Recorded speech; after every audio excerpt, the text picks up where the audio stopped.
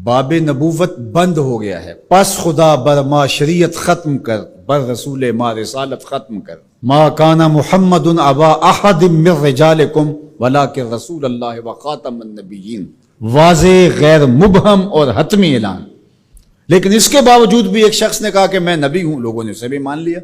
نبی کا آنا ممکن نہیں ہے، لیکن پھر بھی اگر کسی نے ادعا کیا تو لوگوں نے اس کو تسلیم کر لیا۔ اور ولی کا آنا تو ممکن ہے، تو اب کوئی شخص ادعائے ولایت کرتا ہے تو اس کو اگر لوگ مان لیں تو اس پر کیا تعجب ہے؟ تو یہ بات طے شدہ ہے کہ جس چیز کی ڈیمانڈ ہوتی ہے مارکیٹ میں 2 نمبر اسی کا آتا ہے۔ تو اولیاء اللہ یہ اللہ نے عزت کے نشان بنائے ہیں، تو اس لیے بہت سارے لوگ جھوٹے مدعی ہوں گے کہ ہم ولی ہیں۔ ولی کی جو حقیقی علامتیں ہیں وہ تقوی ہے، ایمان کی وہ اعلیٰ ترین منزل ہے جو اس کو نصیب ہوتی ہے، جو باقی لوگوں کا وہ مقسوم نہیں ہے۔ تو اب یہ تو منزل حاصل نہیں ہو پائے گی ان کو۔ اب ولی کی ایک ظاہری علامت جو بادی النظر میں ہے وہ کرامت ہے۔ اب کرامت کا ظہور بھی 2 نمبر لوگوں سے نہیں ہو سکتا، لیکن کوئی جھوٹی بات منسوب تو کر سکتے ہیں اپنے ساتھ، یا کوئی مکر، کوئی فن، اس کو کرامت تو قرار دے سکتے ہیں دجل، فریب اور دھوکے کے ذریعے سے، اور ایسا ہوتا ہے۔ تو اگر 2 نمبر اولیاء پائے جائیں اور ہم پہچان بھی جائیں یہ 2 نمبر ہیں، یا کسی کی جھوٹی کرامت کو سنیں، تو اس کا یہ مطلب ہوگا کہ ہم اولیاء کا انکار کر دیں۔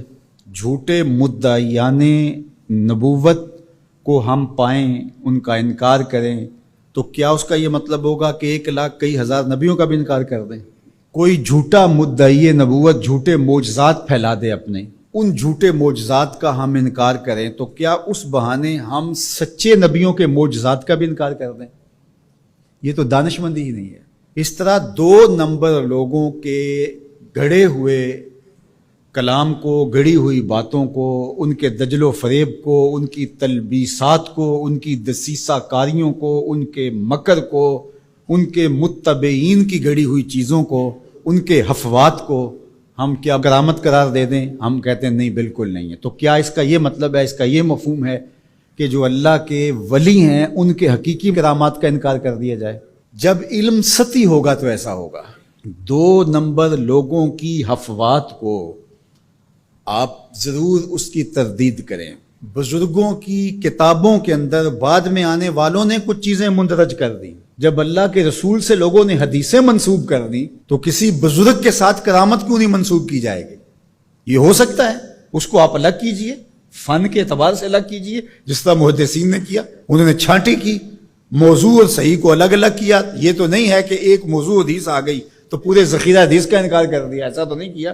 بہار کے راہ گلی میں راہ مسوز، اگر کمبل میں پسو پڑ جائیں تو کمبل جلانا چاہیے یا جھاڑ کے پسو نکالنے چاہیے؟ دانش مندی تو یہی ہے کہ اس کمبل سے پسوؤں کو نکال کر کے اس کمبل کو صاف کیا جائے، نہ یہ ہے کہ کمبل ہی جلا دیا جائے۔ لوگوں نے دین ہی جلا دیا۔ اور میں آپ کو ایک کہانی قرآن سے سناؤں۔ واقعہ اس طرح ہوا کہ حضرت سلیمان علیہ السلام کو آ کے ہدہد نے بتایا کہ ملک سبا میں ایک خاتون ہے جو لوگوں پر حکمرانی کر رہی ہے، اور اس کے پاس بہت بڑا تخت ہے۔ اس تخت کی چوڑائی اور لمبائی علماء تفسیر نے لکھا کہ 60 ہاتھ چوڑا تھا اور 80 ہاتھ لمبا تھا۔ حضرت سلیمان علیہ السلام نے اس کو خط لکھا ملکہ بلقیس کو کہ تم میرے پاس حاضر ہو جاؤ، ورنہ جو ہے وہ میرے ساتھ جنگ کرنے کے لیے تیار ہو جاؤ۔ اس نے تحفے اور انعام و اکرام لے کر کے حاضر ہونے کا فیصلہ کیا۔ جب وہ بہت قریب آ گئی تو آپ کی مجلس لگی تھی حضرت سلیمان کی، تو آپ نے اپنے لوگوں کو کہا کہ وہ جس تخت پہ ناز کرتی ہے تو کوئی ہے اس کے آنے سے پہلے لے آئے،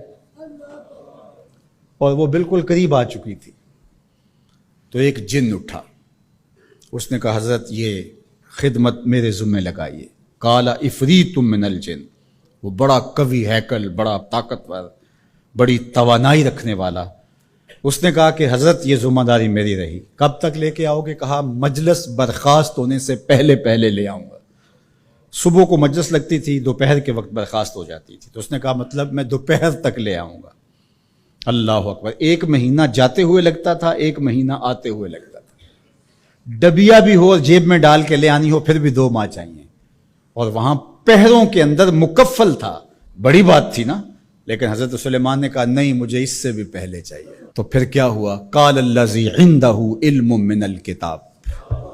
پھر وہ اٹھا جس کے سینے میں زبور کا علم تھا، جو کتاب کو جاننے والا تھا. وہ بولا انا آتی کا بہی قبل ان یرتد الیک طرفک.